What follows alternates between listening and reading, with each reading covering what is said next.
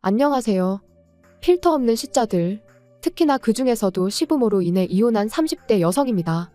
제가 오늘 이렇게 사연을 쓰게 된 건 이혼한 제 전 남편의 부모, 그러니까 전 시부모에 대해서 이야기를 하고 싶어서예요. 이제 그만 잊고 살지, 무슨 할 말이 남았냐 싶으시겠지만, 맞아요.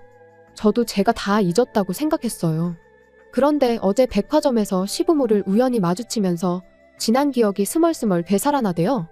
그래서 정말 마지막으로 어디 대나무밭에다 시원하게 한번 털어내는 셈치고 제 이야기를 좀 해보려고 합니다. 일단 전 남편이지만 편의상 남편이라 부를게요.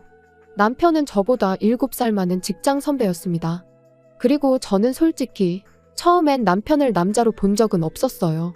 일단 뭐라고 해야 하나 부리부리한 이목구비부터 시작해서 외모가 제 스타일이 아니었거든요. 그런데 어째선지 언젠가부터 남편이 먼저 자꾸 저한테 주말에 뭐하냐, 영화 보러 가자 해가며 데이트 신청을 해오는 게 아니겠어요? 게다가 좀 조용히나 하지, 온 동네방네 소문까지 내서는 나중엔 설레발치고 다니기 좋아하는 직원들까지 가세해선 저더러 좀 만나줘라 어째라. 이건 정말이지 무슨 중학생들도 아니고 머리가 다 아프더라고요. 그리고 결국 분위기에 휩쓸리듯 연애를 시작한 지 1년 만에 부부의 영까지 맺게 됐네요. 여담이지만 다행히 회사가 사내 커플 사내 부부에 호의적이다 보니 가능한 일이 아니었나 싶습니다. 아무튼 그렇게 부부가 된 이후로도 남편과 제 사이만 놓고 보자면 별 문제는 없었어요. 연애 때와 마찬가지로 저희 두 사람의 관계도 좋았고 둘이 맞벌이를 했으니 생활하는데 나름의 여유도 있었고 크게 흠잡을 구석이 없었달까요? 하지만 그런 저희가 이따금씩 부딪히는 경우가 있었는데 그럴 땐 100이면 100 시자들 때문이었어요. 이미 오래전에 남이 되어버린 사이니 예의를 차릴 필요는 없을 거고 그러니 솔직하게 말하겠습니다. 저는 이날이 때껏 살면서 정말이지 제 시댁 식구들처럼 싼티나는 사람들을 본 적이 없는 것 같아요. 그게 뭐 옷을 야하게 입고 그래서가 아니라 신우들은 물론이고 어머님 아버님까지 아주 거침없이 아무 말이나 해댔거든요. 뭐 대통령 정치인은 예산일이고 친척들의 오다가다 스치는 사람들까지 무슨 한 주거리 씹듯 씹어대더라니까요. 그리고 돌이켜 생각해보면 처음 시댁에 인사를 하러 갔을 때부터 그런 낌새가 있었는데 연예인 흉 좀 볼 수도 있는 거지 하고 넘긴 게 문제였나 싶기도 해요. 지금도 생생하게 떠오르는 게 식사를 마치고 이제 저는 어머님을 도와 설거지를 하고 뒤늦게 남편을 비롯한 식구들이 모여 앉은 거실로 향했는데 다들 제가 와서 앉는 줄도 모르고 아주 빨려 들어갈 듯이 TV를 보면서 저 여자 연예인 얼굴 좀 봐라 어떻지 않냐, 무슨 성형을 한 게 분명하다 뭐 그런 이야기만 하고 있더라고요. 그리고 그 꼴을 보고 있자니 솔직히 좀 웃긴 거예요. 친구들끼리도 아니고 동생이 결혼할 여자까지 데려온 상황에 저런 얘기나 하고 있나 싶어서요. 하지만 이내 또 하긴 뭐 가족들끼리니까 저런 얘기도 편하게 하나 싶기도 했고 아무튼 좀 한심하게 보이긴 했지만 이내 그냥 잊어버렸죠. 당시엔 결혼 준비로 그런 것 말고도 신경 쓸 일이 한두 가지가 아니었으니까요. 그런데 결혼을 하고 나서 이제 몇 번의 가족 모임을 더 갖게 되면서 알게 된 게 그 사람들은 그냥 누구건 간에 자기들 눈에만 띄면 트집을 잡아 씹어대는 게 일상이었어요. 특히나 외모에 있어서는 어쩜 그렇게 품평회하기를 좋아하던지. 한 번은 다 같이 중국 요리집에서 식사를 하는데 방금 주방장 얼굴 봤냐 원숭이가 따로 없다 뭐 그런 이야기나 하고 있고 또 다른 날엔 아버님께서 친구분이 돌아가셨다는 이야기를 하고 계신데 옆에 계시던 어머님께서 하시는 말씀이 그 죽은 사람 와이프가 그렇게 못생겼다면서 깔깔 웃을 정도였어요. 정말이지 이건 뭐 어떻게 리액션을 해드려야 하나 싶으면서도 한편으론 그래도 그렇지 사람 죽은 얘기하는데 저런 소리가 나오나 싶고 하지만 이 모든 걸 그렇다 치더라도 저는 건들면 안 되는 거 아닌가요? 결혼하고 몇 달 되지 않았을 때였어요. 어머님께서 감자탕을 끓여놨으니 남편하고 와서 좀 가져가라고 연락을 해오셨습니다. 그래서 시댁에 갔는데 어머님이랑 두 신우가 잠깐 마트에 다녀온다고 저랑 남편더러 집 좀 보고 있으라대요. 그래서 알겠다 했는데 그만 제가 깜빡 잠이 든 거죠.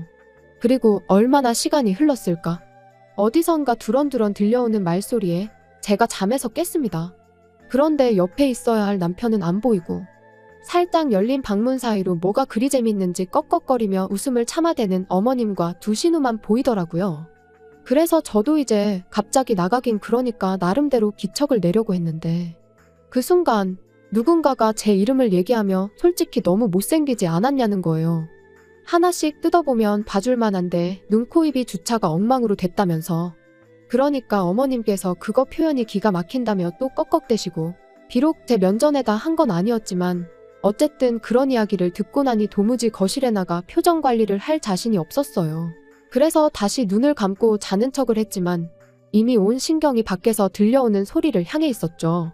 그리고 큰 신우는 제가 잔다고 확신을 한 건지 계속해서 키가 너무 작다, 저런 애 뭐가 좋다고 결혼했는지 모르겠다.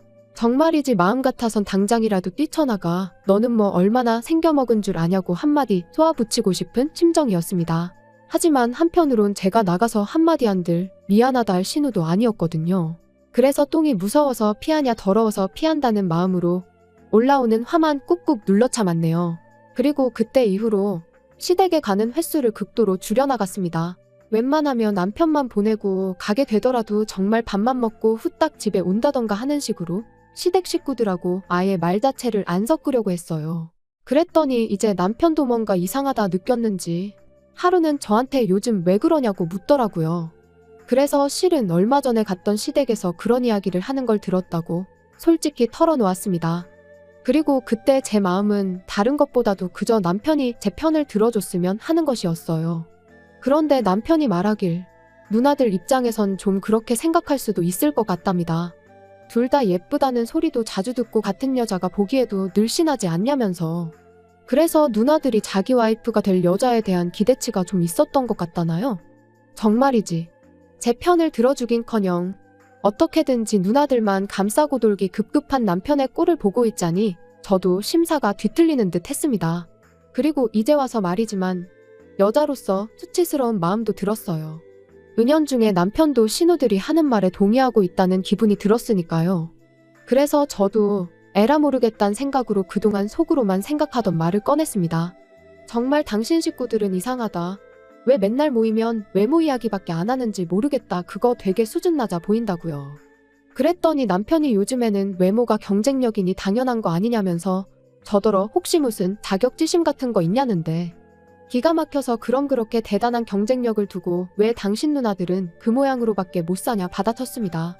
참고로 하나는 아르바이트만 전전하고 다른 하나는 남자한테 속아서 전 재산을 거의 다 날렸어요.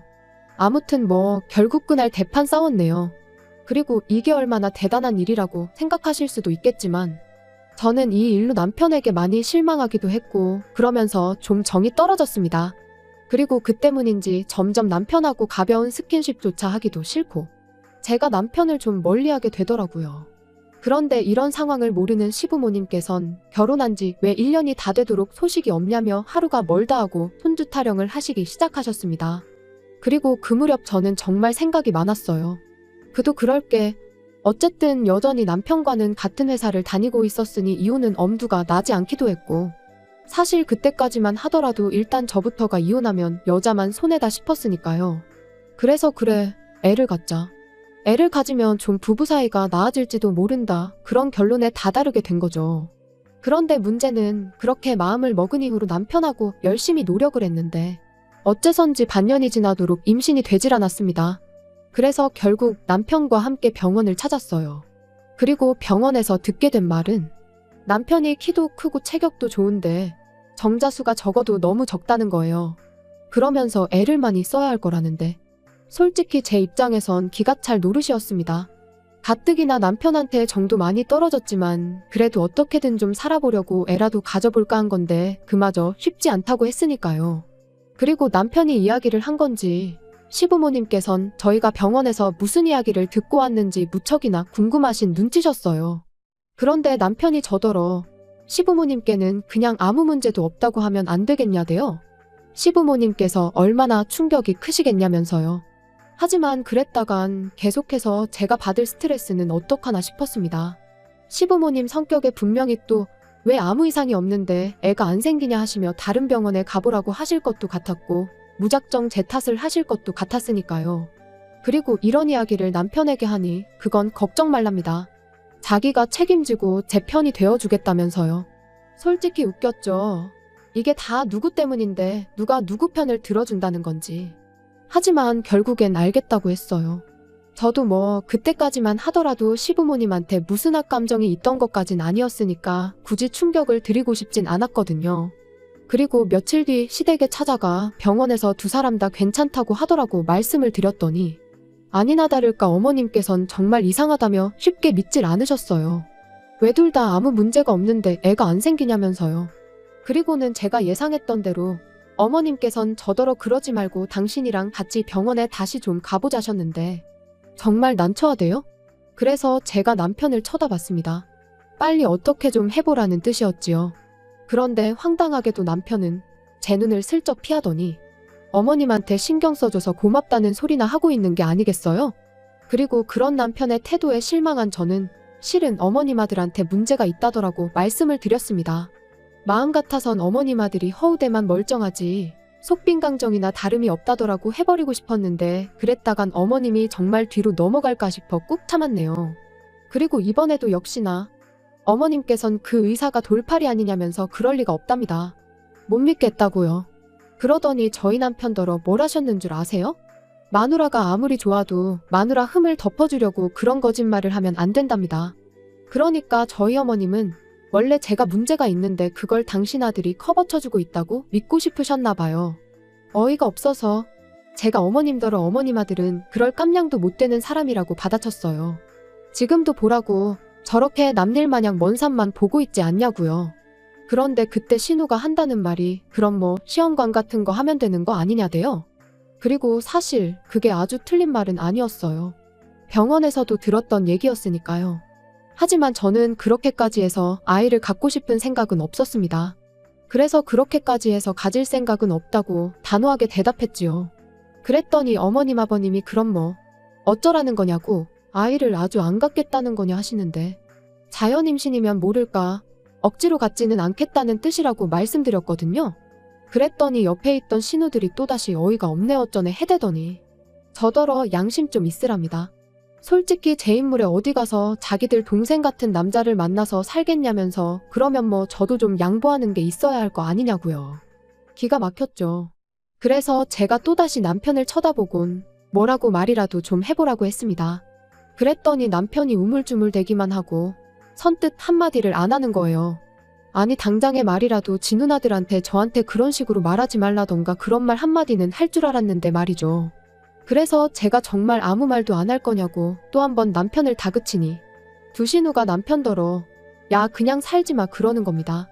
그거 뭐 얼마나 대단한 몸뚱아리라고 시험관도 못한다고 저러는데 뭐하러 사냐면서 어차피 제가 애를 낳아봤자 저 닮으면 인물은 답도 없을 거라면서 말이에요. 그런데 그렇게 두 신우가 번갈아가며 저한테 폭언을 쏟아내는데도 남편은 그저 묵묵부답. 그리고 얼마나 시간이 흘렀을까. 시부모님은 한숨만 푹푹 내쉬고 두 신우는 씩씩거리고 있는데 남편이 한다는 말이 저더러 무조건 싫다고만 하지 말고 그래도 한번 해보는 게 어떻겠냐대요. 달라진 게 없었어요. 이번에도 역시나 남편은 제 기분은 안중에도 없고 제 편이 되어주기는커녕 결국 지 누나들 말만 중요할 뿐이었던 거죠. 그래서 다 필요 없다고 속빈강정이랑 살 생각 없다고 내질러 버렸습니다. 그랬더니 이제 그나마 가만히 계시던 아버님까지 너 지금 뭐라 했냐면서 당장 잘못했다고 빌라나요? 싫다고 했어요. 제가 없는 말을 지어낸 것도 아닌데 뭘 사과를 하느냐고요. 그리고는 딸들은 뇌가 없고 아들은 씨가 없으니 참으로 속상하시겠다 한마디 더 날리고 이후로 뒤도 안 돌아보고 도망치듯 시댁에서 빠져나와. 이후론 뭐 이혼한 거죠. 이건 여담이지만 재산이라고 해봤자 같이 모은 건 얼마 되지도 않았고 그 밖에도 크게 따질 게 없다 보니 결혼보다 더 빠르고 스무스하게 진행이 되더라고요. 아무튼 저는 회사 사람들에게 먼저 이혼을 알렸습니다. 다만 남편에게 사람들한테는 성격 차이라고 말해둘 거라고. 그런데 만약 당신이 없는 소리를 지어내가며 내 험담을 하고 다니고 그랬다간 나도 당신이 속빈강정인 걸 사람들에게 말할 거라고 했어요.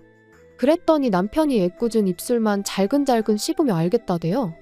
그리고 저는 이혼한 지 3년 만에 지금의 연하 남편과 재혼을 했습니다. 사실 남편과 이혼 후에도 회사에서 나올 생각은 없었는데 아무리 제가 결백하더라도 사람들 입방아에 오르내리는 건 어떻게 막을 수가 없더라고요. 게다가 오르내리기만 하는 게 아니라 이야기가 부풀려지기 일쑤였으니 정말이지 스트레스가 이만저만이 아니었죠.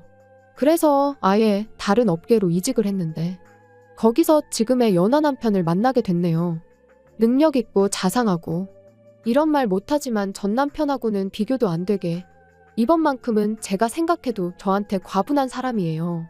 게다가 연하 남편과 재혼한 지 얼마 지나지 않아 바로 아이도 생겼습니다. 어제도 이제 곧 태어날 아이를 위한 용품들을 사려고 백화점에 갔던 거고요. 그런데 그렇게 전 남편은 물론이고 시부모의 신우들까지 마주칠 줄이야. 게다가 다들 하나같이 불러온 제 배를 보고는 꽤나 놀란 것 같았죠.